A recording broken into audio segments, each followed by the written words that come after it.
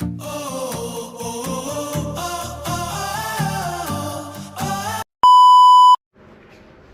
ng araw guys dito ngayon sa Valencia. So we're ready to rock and roll. Bibi is ready as well. And pack mo ng bag.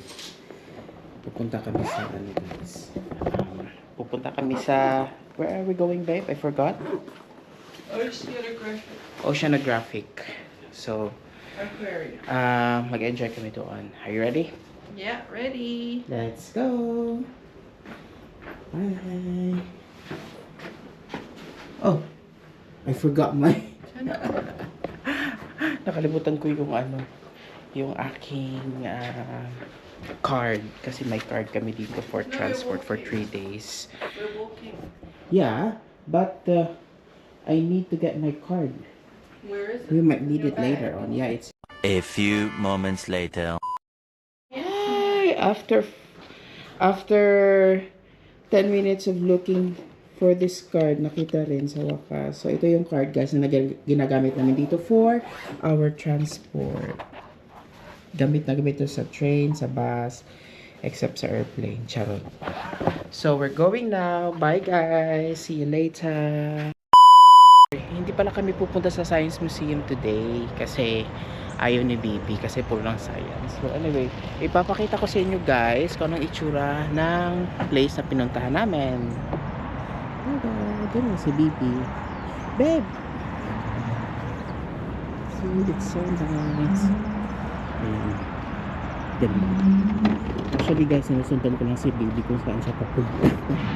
Siya yung nagplano nitong lahat ng trip na ito. So, ang contribution ko lang sa trip na to ay pa-beauty. Ayan. So, sabi ni Bibi, yan daw yung Science Museum. Pero hindi kami pupunta dyan today. So, ayan. Diba? Para siyang sa Australia. Yung Opera House. Diba? Ito. Tungkol si Bibi sa waterfalls. Ganda dito guys. Very modern yung atake.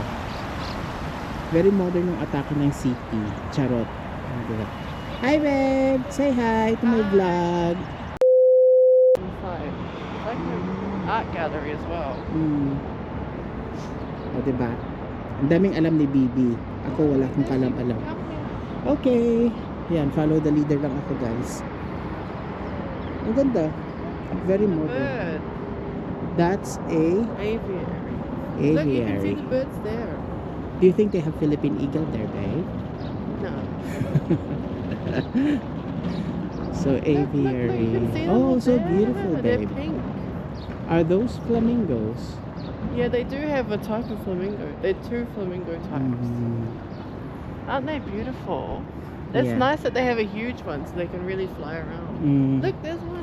Oh, it's flying there. See, you don't even need to buy a ticket. You can just watch that. Can you go in? Yeah, we're gonna go in. So ito guys, business building daw ito. Forum Kemal. Ayan.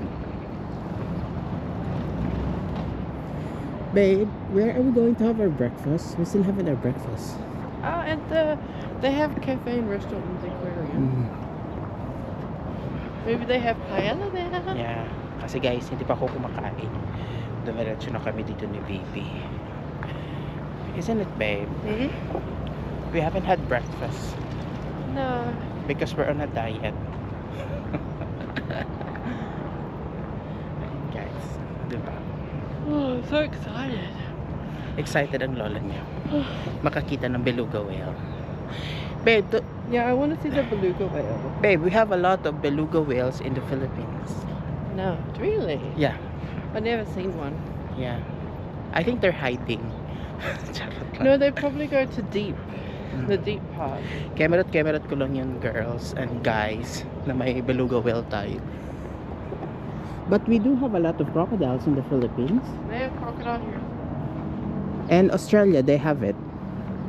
Saltwater crocodiles. Look at this, it's so...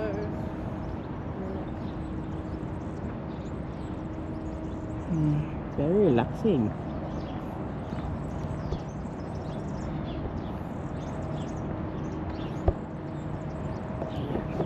So guys, puntahan muna namin yung cafe, ha? And then babalik kami later on. Bye!